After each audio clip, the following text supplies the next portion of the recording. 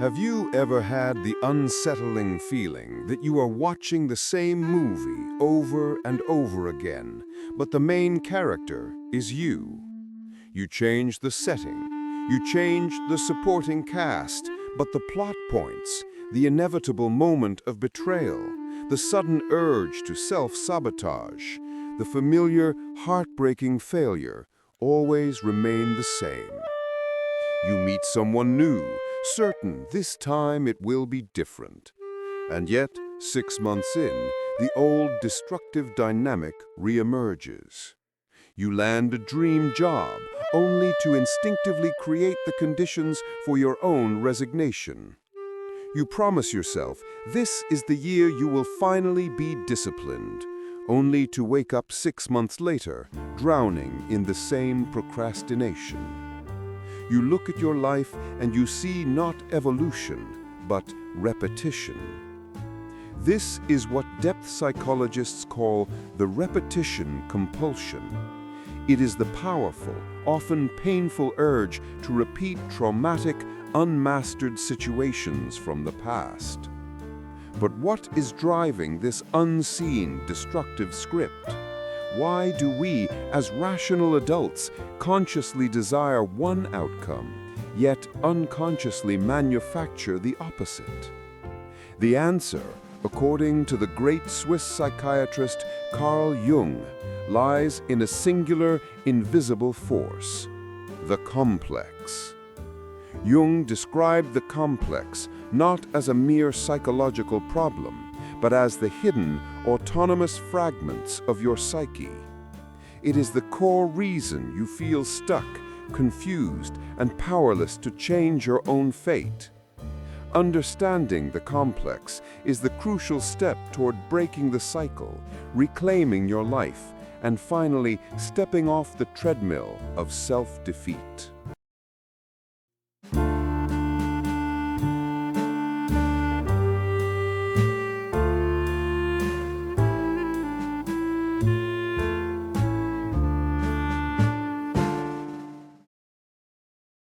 To understand the complex, we must first accept that the human mind is not a unified republic. It is a sprawling collection of parts. When Jung introduced the term in the early 1900s, he defined the complex as an emotionally charged cluster of associations. Think of your psyche as a massive city. Your ego, the I that thinks and acts, is the mayor. But the complexes are like powerful, independent districts within the city. Each district has its own history, its own rules, and its own deep, unresolved emotional history, often stemming from childhood trauma, neglect, or intense emotional events. When an experience is too painful, too frightening, or too difficult to reconcile with the ego's conscious narrative, it is not simply forgotten. It is pushed out of the light of consciousness, where it doesn't die. Instead, it forms a self-contained, subterranean personality. Jung called these splinter psyches, or little personalities. Imagine a young person, let's call him Alex, whose father constantly belittled his creative efforts, labeling them a waste of time. The emotional pain, the humiliation, the shame, the buried rage doesn't vanish. It organizes itself into a complex, perhaps an inferiority complex. This complex now lives autonomously, waiting. It becomes a knot of fear tied to creative expression and personal worth. The autonomous power. The terrifying thing about a complex is its autonomy. It can temporarily take over the ego. When triggered, the complex seizes control of your emotional and cognitive functions, overriding your conscious will. When Alex starts a new passion project, the complex doesn't send a polite note. It floods his system with overwhelming anxiety, self-doubt, and inertia. It whispers, "This is a waste of time. You'll fail. Just stop." In that moment of complex takeover, you are no longer in charge. You are possessed by the fragment. The complex compels you to drop the project, thus repeating the childhood experience of emotional failure and validating its own existence. This is the root of the repetition compulsion. We repeat the trauma because the complex, which was born from that trauma, insists on being heard and acted out.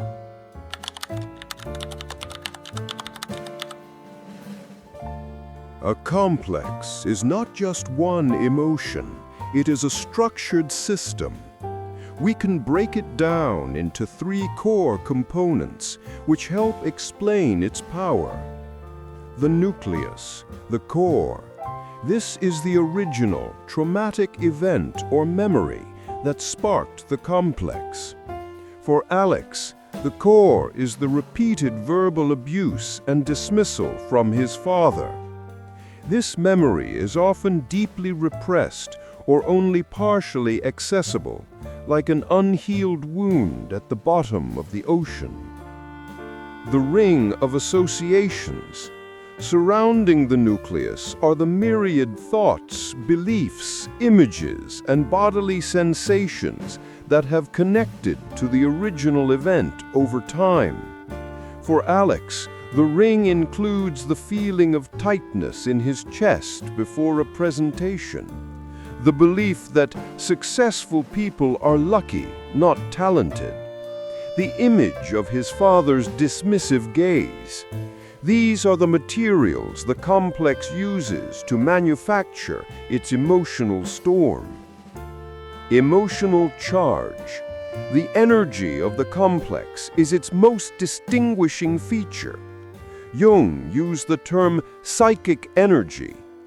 The complex holds an enormous amount of this energy, which is why when it is activated, the experience is so overwhelming, leading to irrational anger, uncontrollable tears, or total emotional paralysis.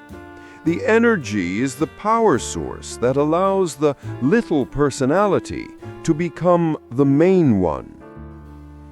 If you ever find yourself having an emotional reaction that feels wildly disproportionate to the current situation, tears over a minor critique, intense rage at a simple mistake, or a sudden paralyzing urge to quit, you can be certain a complex has been activated.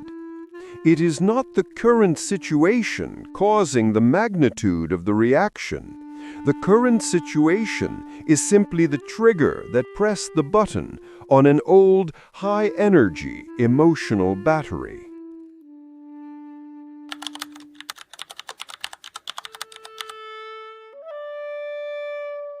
Complexes are subtle and masters of disguise.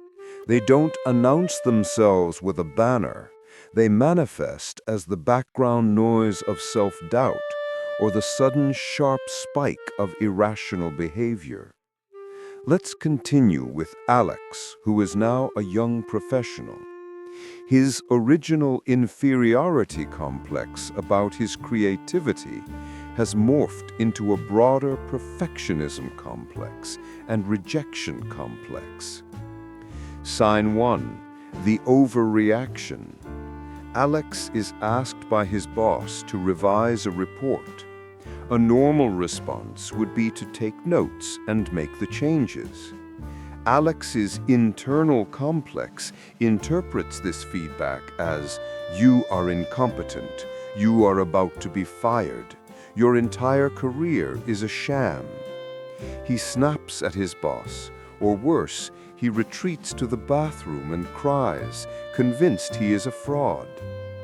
The complex has blown a minor correction into an existential threat, forcing him into a defensive reaction that only compounds the original problem. Sign 2. Emotional possession, the blank state. This is the moment a complex takes over. During a critical job interview, Alex suddenly can't access his thoughts. His mind goes blank, his breath catches, and he can only offer short, mumbled answers. This is a partial dissociation, a temporary madness in Jung's words, where the inferiority complex has seized the ego, temporarily shutting down his cognitive functions, because unconsciously the complex believes if you succeed, you might be criticized again. It's safer to fail now. Sign 3. Self-sabotage and the relationship trap. This is the most common sign, is the repetition compulsion in relationships. Alex is finally dating Sarah, a kind, stable, and emotionally available woman. This presents a massive threat to his complex. The complex, which is built on the belief that love is conditional and leads to pain, cannot tolerate peace. So, Alex instinctively manufactures chaos. He starts false arguments, pushes Sarah away just when things are good, or becomes overly critical, forcing her to withdraw. He is repeating the dynamics of his painful childhood, seeking the familiar pain, because the familiar, even if destructive, feels safer than the terrifying unknown of genuine happiness. In Jungian terms, this destructive pattern is not a moral failing. It is a diagnostic indicator of an autonomous complex at work.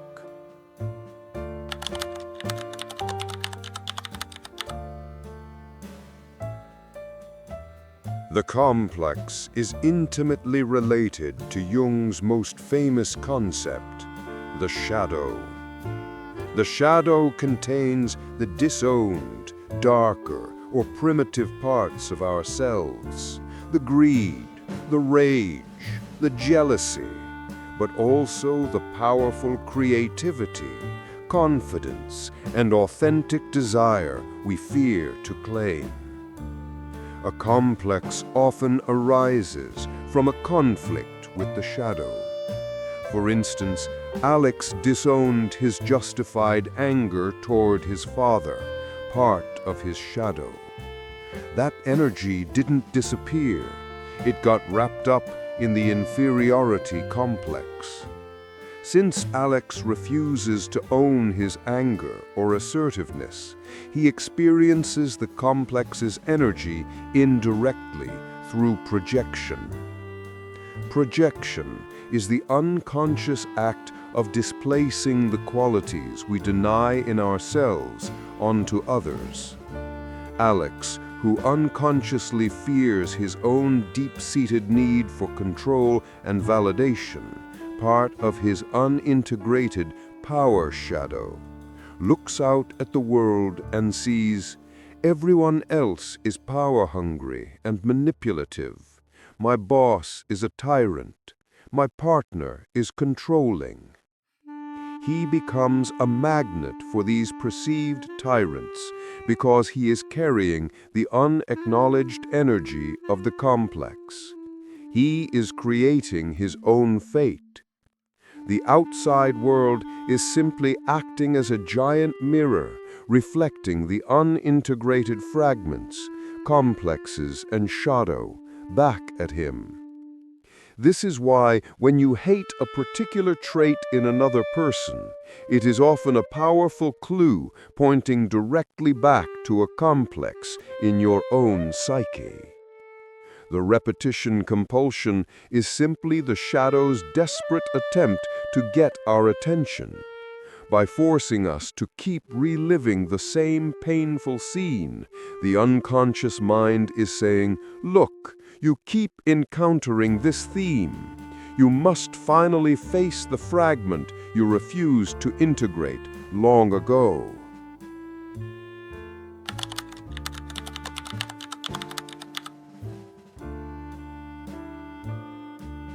The goal in Jungian psychology is not to eliminate the complex, which is impossible, but to integrate it. Integration means transferring the autonomous energy the complex possesses back to the ego, making the conscious I stronger and the complex weaker. This is a long, difficult process, but it follows a clear path. Step 1. Recognition and naming. The first step is to recognize the moments the complex is triggered. This requires rigorous self-observation, almost like being a detective of your own inner life. Keep a complex journal. Whenever you have an emotional reaction that feels too intense, write down 3 things. 1. The trigger. The boss gave feedback. 2. The feeling. Shame, panic, anger. 3. The automatic thought. I'm a fraud. I should quit. By naming it, you create distance. You can begin to say, that is not me. That is my inferiority complex being activated. Naming the complex begins to strip away its autonomous power. Step 2. Dialogue, or active imagination. Jung pioneered the technique of active imagination to consciously engage with the unconscious. This is a way of talking to the complex as if it were a separate entity. Sit quietly and ask the complex to appear in your mind's eye. What do you look like? What do you want? Why are you sabotaging me? The complex might appear as a frightened child, a raging judge, or a black cloud. This process is deeply counterintuitive, but it turns the hostile enemy inside your head into a figure you can negotiate with. You discover that the complex is often not malicious, but protective, having formed long ago to shield a younger self from pain. Step 3. Discernment and acceptance. The next crucial step is to separate the complex's voice from your actual will. The complex wants to quit the project. Your ego wants to finish it. The complex wants to pick a fight. Your ego wants peace. When the complex is triggered, pause and create a conscious gap. Ask, is this feeling mine now, or is this the noise of an old wound? This pause creates a necessary psychological boundary. You don't fight the emotion, you acknowledge it. You say, I hear you, complex. I know you're trying to protect me from the pain of failure, but I am an adult now, and I can handle this. You accept the complex as part of your history, but you refuse to let it run your present. Step 4. Integration and transference. Integration happens when the powerful emotional energy locked within the complex is finally released and transferred to the ego. This is the moment the repetition compulsion is broken. Alex realizes his inferiority complex is actually a massive reservoir of passion and defiance. The fierce determination of a child who refused to believe his dreams were a waste of time.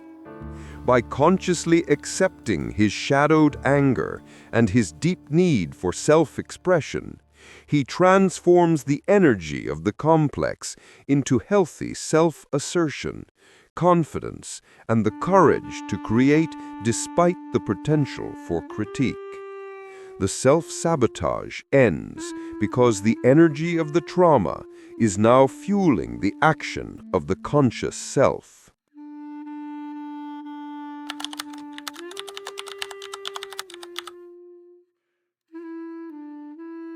The complex is not a curse, but a clue.